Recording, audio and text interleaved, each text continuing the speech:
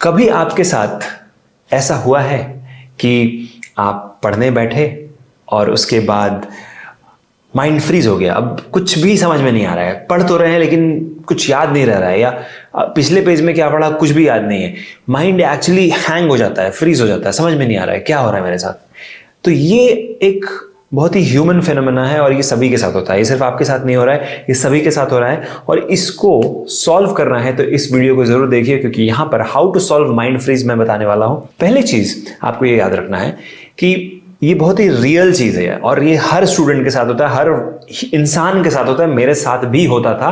मैंने इसको सॉल्व किया और मैं आपको अपना सीक्रेट बताने वाला हूं। तो अब मैं आपको एक एग्जांपल देता हूं। मान लीजिए कि मैं इस रूम में बैठा हूं और 10 लोग बाहर खड़े हैं मुझसे मिलने के लिए।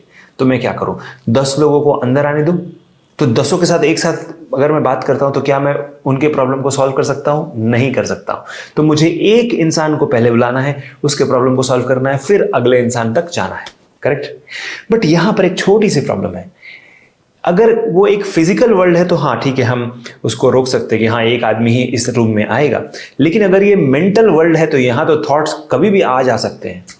और अचानक से मैं पढ़ रहा हूँ, मुझे याद आ गया किचन में खाना गैस पर चला हुआ है, मैं पढ़ रहा हूँ, अचानक से याद आ गया मम्मी ने ये कहा था, पढ़ रहा हूँ अचानक से याद आ गया दोस्त ने ये कहा था, पढ़ रहा हूँ अचानक से याद आ गया कि उस मूवी का ट्रेलर रिलीज हो गया, चलो यूट्यूब पे देखते हैं। अब इस वजह से आप डिस्ट्रैक्ट होते हो, इस डिस्ट्रैक्शन वजह से आपकी पढ़ाई की जो क्वालिटी है वो गिर जाती है। और इसको मैंने सॉल्व किया है अपने रिसर्च के थ्रू, मैंने ढूंढा कि कैसे हम इसको सॉल्व कर सकते हैं, अपने आप पे मैंने इंप्लीमेंट किया और ये बहुत ही सक्सेसफुल है। और उसका नाम है व्हाइट नॉइज। जी हाँ, व्हाइट नॉइज एक अमेजिंग चीज है। अगर आपके रूम में, आपके घर में एलेक्सा है तो उसमें भी प्ले कर सकते हो, या फिर मैं आपको लिंक दे देता हूं डिस्क्रिप्शन में, आप जहां पर जाकर फ्री में व्हाइट नॉइज कान में लगा के सुन सकते हैं। अमेजिंग इफेक्ट आएगा।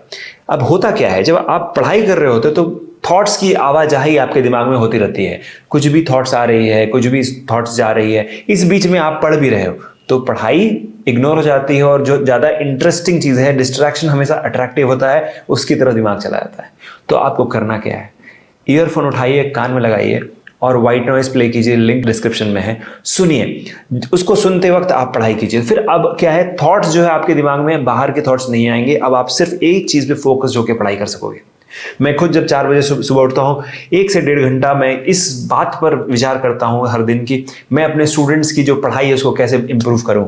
और उस वक्त मेरे दिमाग में बहुत सारे थॉट्स आने लगते हैं, तो उसको कंट्रोल करने के लिए मैं व्हाइट नॉइज सुनता हूं और उसके बाद मैं लिखता जाता हूं जो भी मुझे थॉट्स आती है। इस तरीके से हम बायोटेक्निका को ग्रो करते हैं, इस तरीके से हम बायोटेक्निका में रिसर्च करते हैं और बहुत ही आगे आपके इस बिलवड ऑर्गेनाइजेशन को हम लेके जा रहे हैं।